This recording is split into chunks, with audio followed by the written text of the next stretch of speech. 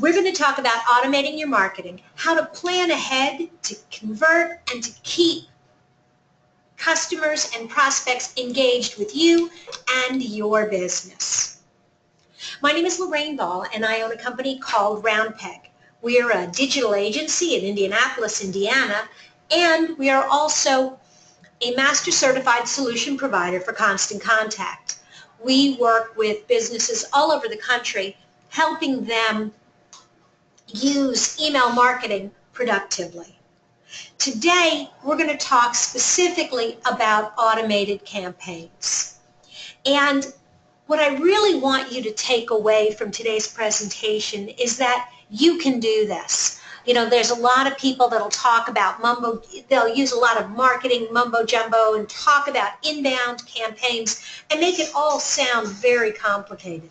And it really doesn't have to be.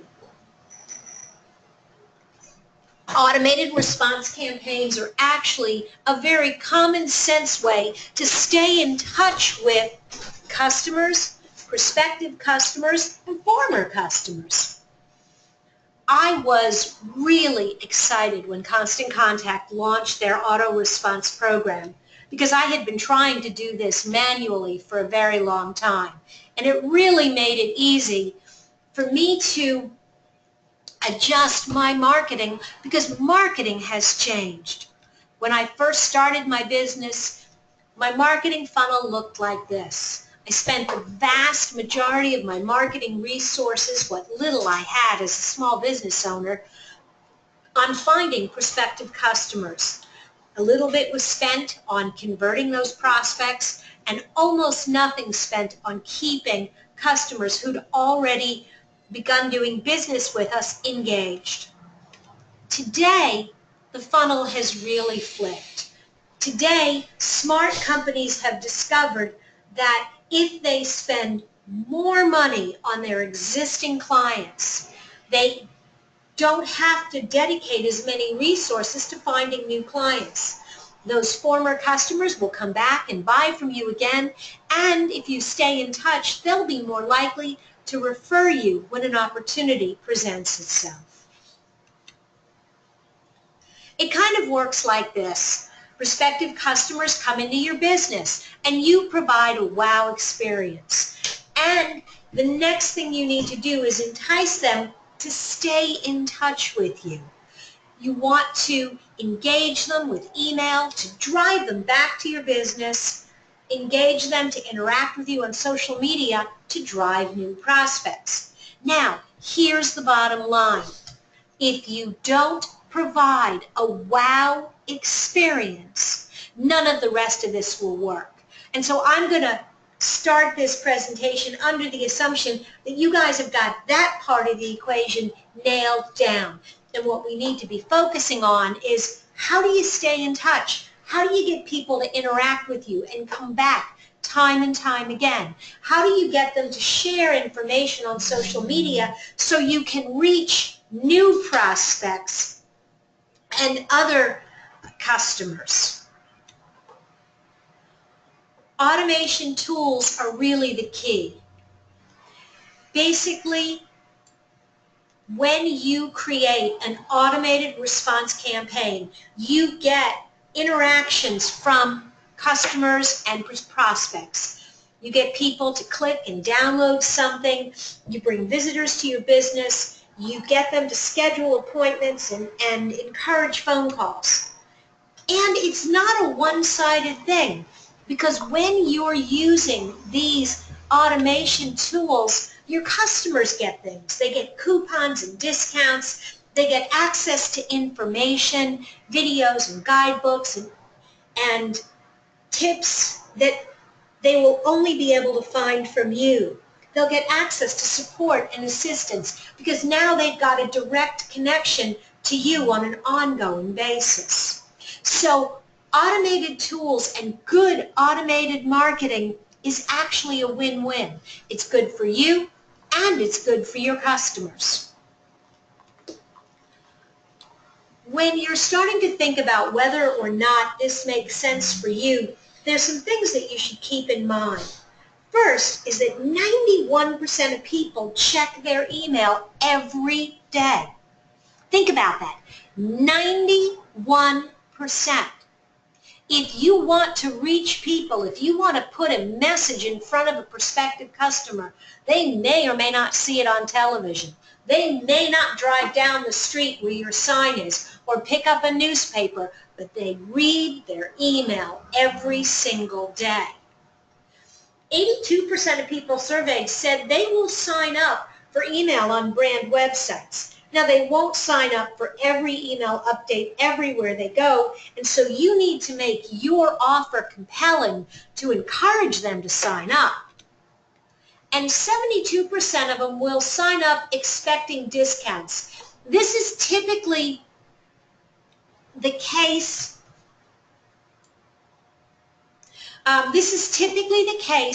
When people are signing up for retail sites. I had a question about the slides for today's program.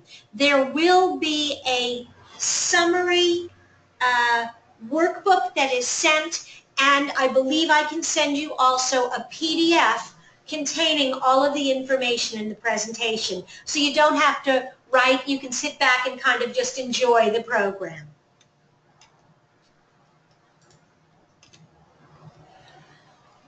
$44.25 is the average return for every dollar spent on email marketing.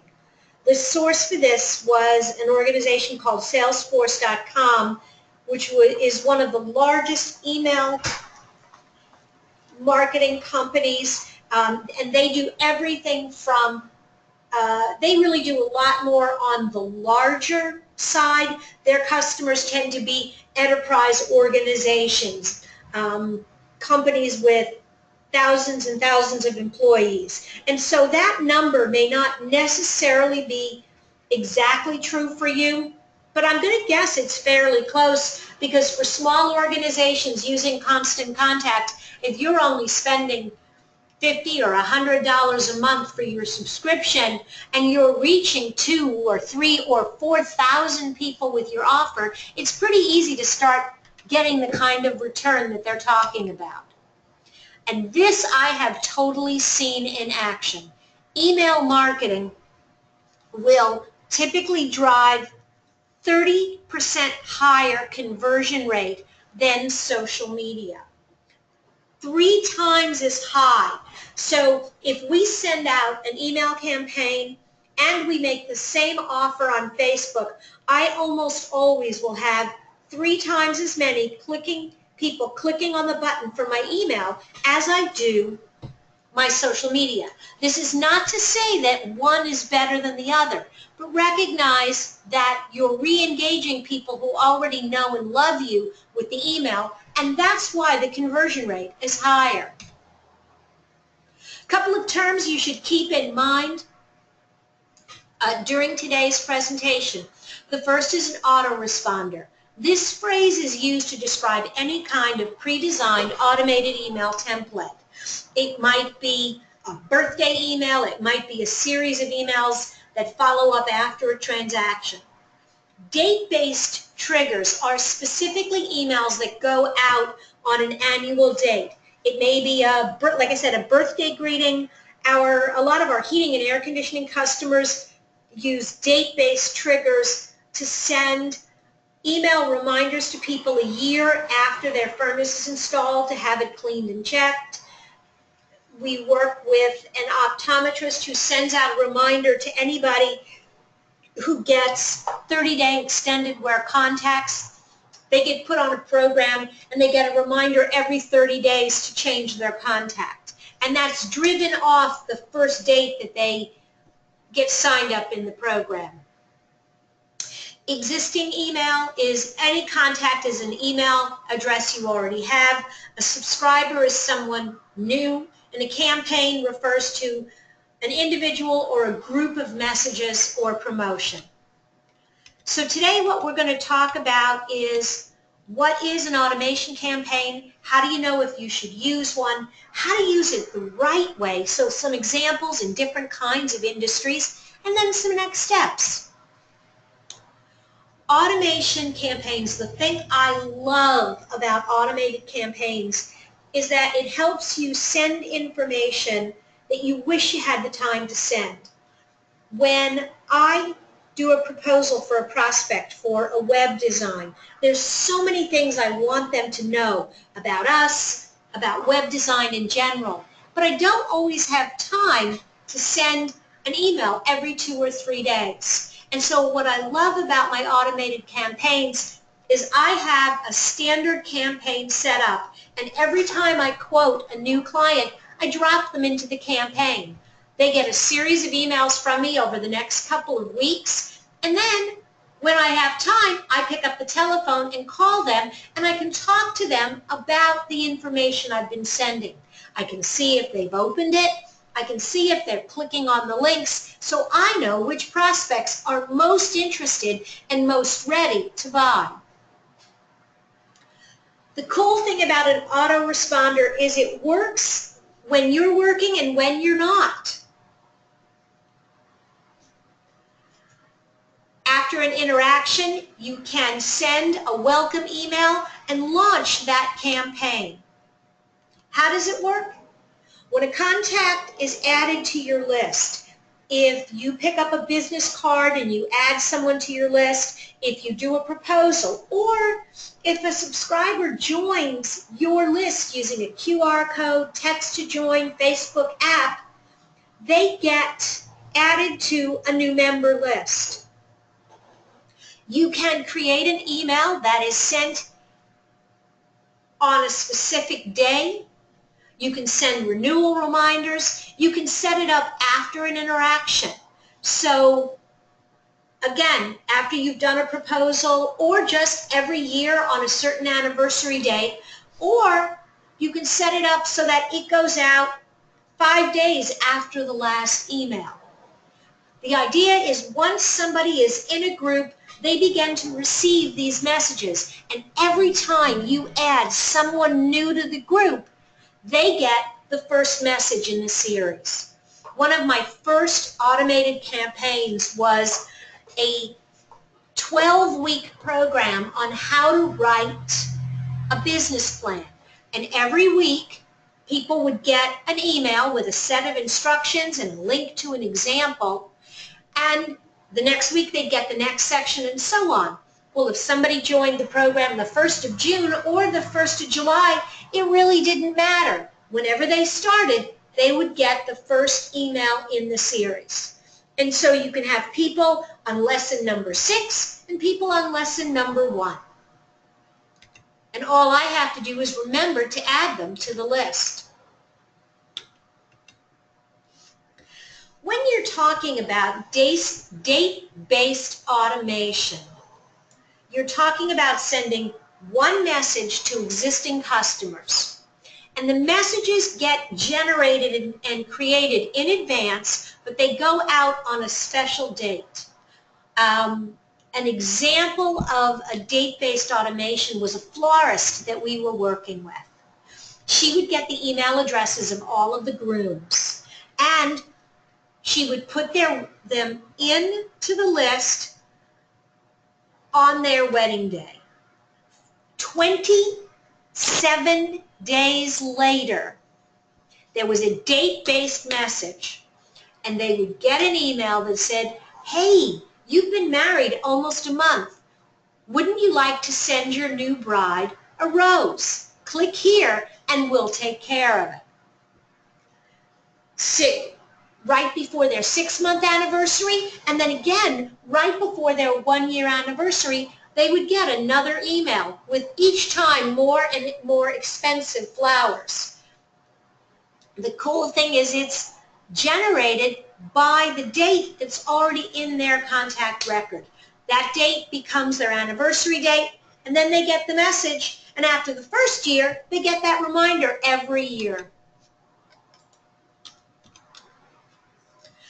With a list join automation program, it's different. Here, what you're doing is you're sending a series of messages in a series, like my proposal story.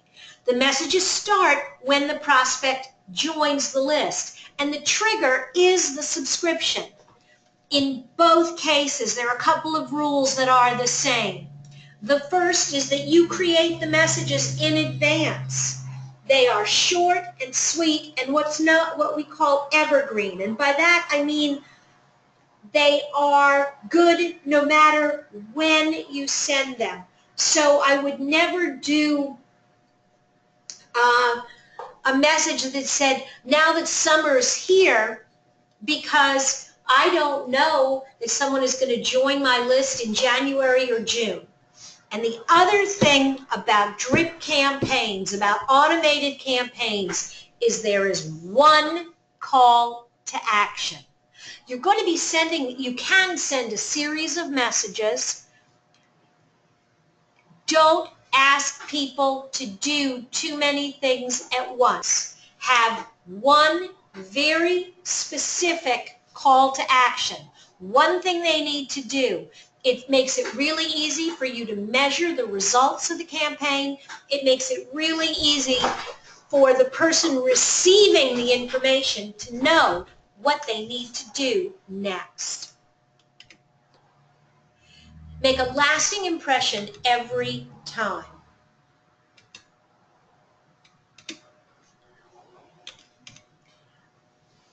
One of the ways, kind of the way this whole process works is somebody visits your website, you send them an offer or an incentive to join your mailing list, and make it easy. Don't ask them for their entire life history. Ask for the minimal amount of information. You want to get them into the campaign. When they subscribe, they start getting autoresponders, so they get information right away. If they've requested a coupon, that coupon should be delivered to them immediately. And then when they take action, they read the white paper, they watch the video, they bring the coupon into your store, now you can kind of continue that conversation. When people download one of our white papers, we're going to follow up in a day or two and say, hey, we noticed that you liked this piece of information. Did you know we also have this? If somebody participates in one of our webinars, we'll send them a link to a workbook. If somebody downloads a workbook, we'll invite them to attend a seminar. What I love best about auto-response programs is I can see who's really interested, who's engaged, who's ready to go to that next step. And I can focus my energy on those people. How do you know if you should use an auto-response campaign? Here are a few simple questions, and I'm going to kind of give you a little bit of a hint at the beginning. Pretty much, I think auto-response campaigns can work for just about any business. But if you find yourself sending the same introductory information over and over, if you find that from time to time you forget to send information to customers or prospects, if it's important to you to make customers and prospects feel valued, if you really want to create that great lasting first impression, well then autoresponders can help you do these things. If you have different audiences, or if you want to start segmenting your audience, so you get a group of people that you send an email to and 25 of them click on the link. Well, now you know you've got this population that's more interested in a certain kind of information. Autoresponders help them, or help you give them more of the kind of information they want. If you've got seasonal, quarterly, annual reminders, again, autoresponders are a great way to make sure that the right information and the right contact and content is delivered to your contacts when they need it most. And it's not always about selling. Sometimes it's just about staying on their radar screen. We now send information fairly regularly to companies that when we design their website. But when we first started doing it, we really didn't. And so not too long ago, I got on the telephone and I started calling some of my former clients, and I found that several had redesigned their websites. They had hired other companies to do the work instead of coming back to us because we hadn't done a good job of staying in touch. Trust me, we don't make that mistake with any of our clients today. And you shouldn't either.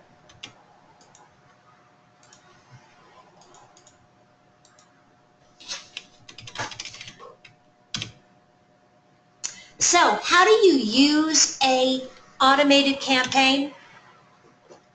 Step number one, you want to identify your goal. What is it that you want someone to do after they sign up? They join your list. You want to greet them. Do you want them to buy something, register for a class, make an appointment? Identify what that goal is up front so that you can build the appropriate communication and the appropriate emails to drive that action. In the case of this little Half Moon Yoga studio, when people sign up, they get a coupon for 20% off their first class because the owner of the studio knows if someone comes in one time, they'll come back again and again. Make it easy for people to sign up. If you have more than one list, make sure you let people check off which lists they're interested in. One of the nice things I like about Constant Contact is when you create these sign-up forms, you do not have to show people every list. You can pick and choose the ones you want people to sign up for. And you can now segment your list by what people are interested in. So you've got all these people who signed up, but you can see that the first guy is interested in general information, product guides, and blogs. The next person really only wants to know, when do you have an event and can I get free shipping? The next person, special offers, event announcements. And so now you can begin to create groups. When you're running a promotion for free shipping, well, now I'm going to invite him, and I'm going to invite this gentleman, this woman, and this guy. The other people I may not mention. When we're running events in specific markets, I don't send an email announcing a seminar that I'm running in Indianapolis to my contacts all over the country. As much as they like me, most of them are not going to drive in to come to the class. And one of the things that I found is when you send information that's not relevant, people unsubscribe. And so today I have an in-town list and an out-of-town list. My out-of-town list gets information about my webinars, and my local list gets information about programs we're running right here in Indianapolis. As you're thinking about creating an automated response campaign, you need to think about what it is you're going to offer, what's going to entice someone to sign up, and what's going to keep them interested. One of the first, well, here are a couple of ideas. Number one, you can record a video or an audio series using your smartphone. Unbelievable how much people will watch simple little videos. They'll watch them on social media, they'll watch them in the email. You can create a story or a project and distribute it in installments. We do a lot of work with food clients, and we'll send a series of special recipes to people who have signed up for our organic list or our vegan list. We do employee profiles. We share photos from events. So if you are running a festival or if you have an event, sending out photos, again, a few at a time, getting people to look at them. Invite people to share their photos and then turn around and put those in the next newsletter. Link to informative blog posts. Some of this content as you are thinking about it, what you want to think about is, will someone give me their email address to get this information? Ebooks and webinars and podcasts, I give away all of my training material and all of my workbooks for free. All I ask is that you give me your email address. That way I know that you're interested and we can stay in touch. That gated content is really the key to building your email list, creating value that people, no matter when they come to your website, will look at that and go, ooh, I want that. Make it easy for them to sign up to get it. Handouts, cheat sheets, how-to guides, and then coupons and promo codes, free consultations, and even gifts. These are just some of the things that you can offer people to encourage them to sign up for your newsletter. I think I said it a moment ago, but I'll say it again. You want to make sure that your content is timeless and evergreen. That it doesn't matter when someone finds it, because you will be amazed as you start putting content on your website how often people will come back to old blog posts and old pages over and over again. I have blog posts on my website that are 8 and 10 years old, and people still find them with search, log in, request the download. You want to make sure that your content includes goal-driven call to action. Give us your email and you can watch this video. Give us your email and you can download our free worksheet. Give us your email and we will give you a free cookbook. It needs to be short and sweet and informative. It should be your best content. It should be the kind of thing that makes someone say, ooh, I want that. And then, once you get the email address, you need to schedule the messages. You need to schedule the follow-up communication that allows you to stay in touch and move those people through your sales funnel. Does the message need to go out weekly, monthly, bi-weekly, occasionally? The truth is it's going to vary based on the industry that you're in. For example, when we work with heating and air conditioning contractors, if they come in and give you a proposal on Monday, we tell them, make sure you send a follow-up email on Monday, Tuesday, and Wednesday. Why? Because we know that in that industry, people stay in the purchase mode about 72 hours. If your air conditioning is not working, you do not wait 2 and 3 weeks to make a decision.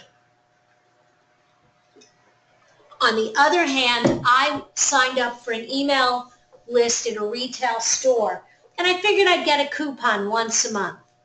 I got an email every day for 3 days.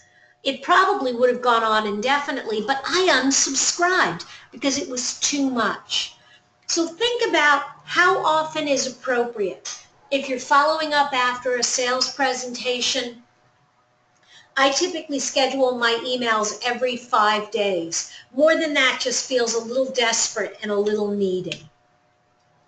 So here's an example of how an autoresponder campaign might work. And I'm actually going to go through 3 of these for 3 different kinds of companies. The first is Liberty Jane Clothing, and obviously they're a B2C company. This is their calendar. They have a regular email newsletter here and here, and they have another regular newsletter here. The Autoresponder series is here.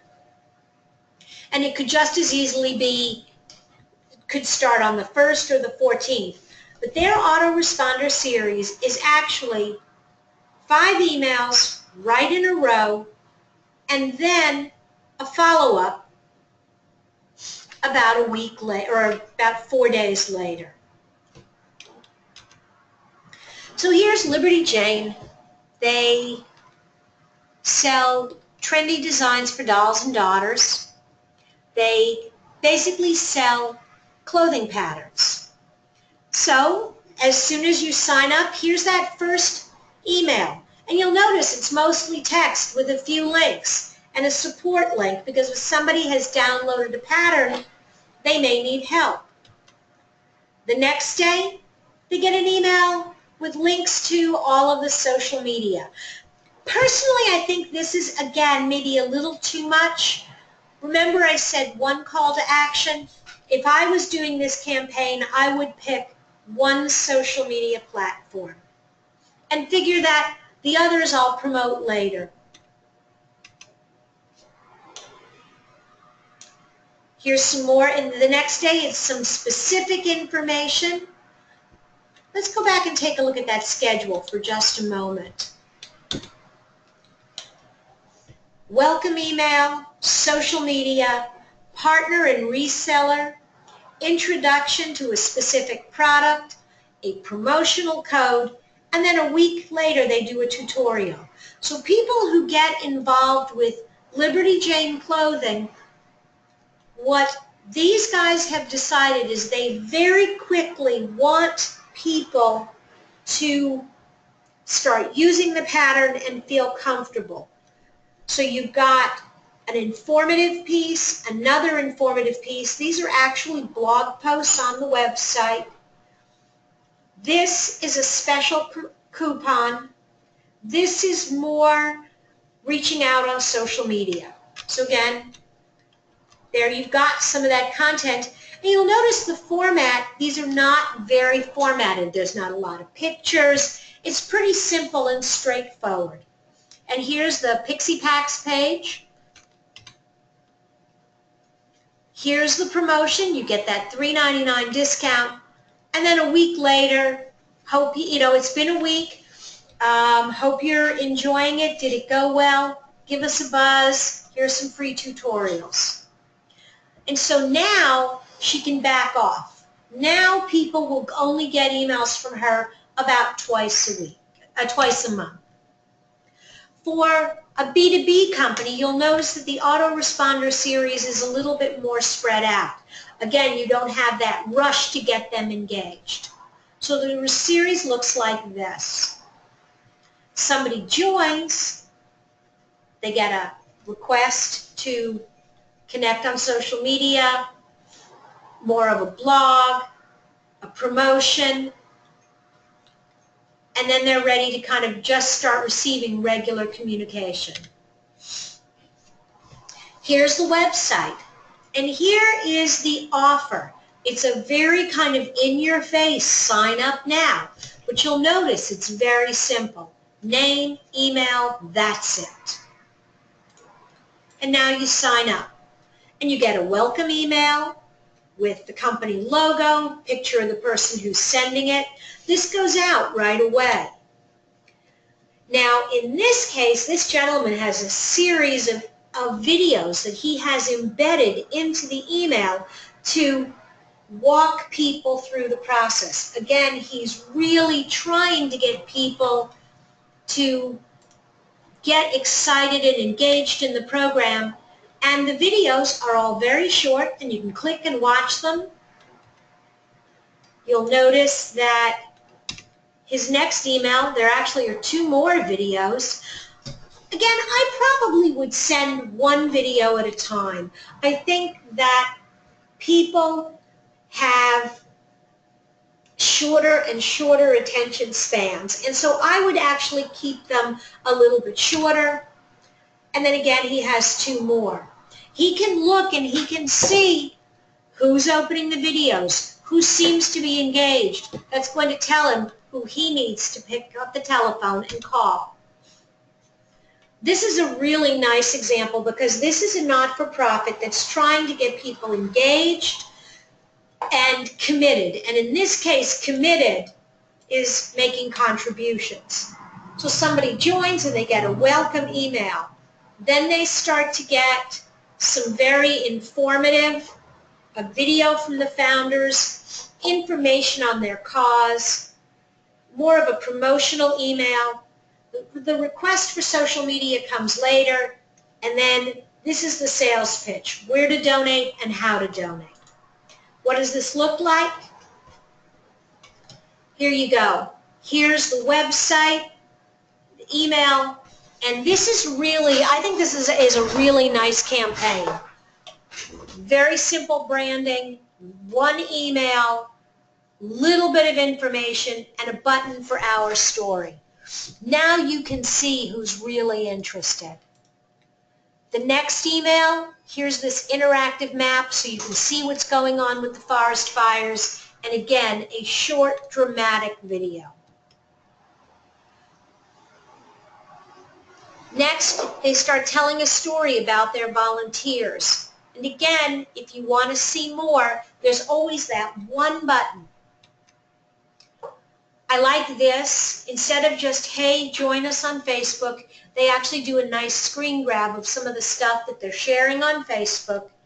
And finally, they've earned the right to send you a request for a donation. These are short emails. People are likely to open them and look at them because they are so short, because each one has just a single call to action. I think these are some of the best automated campaigns I've seen companies use. Couple of do's and don'ts as you're thinking about automated campaigns. Make sure you remind people that they subscribed. A lot of times people will download something and not realize you're going to enroll them. So remember to tell them, hey, you're getting this because you downloaded our white paper, watched our video, put your business card in our fishbowl. And make sure that you're very clear how they can unsubscribe. There is nothing I hate more than ending up on an email list with no way to get out. Tell people how many emails they can expect. When they sign up, let them know. You're going to get a series of 5 emails. You're going to get an email once a week or once a month. And then send them emails right after they join.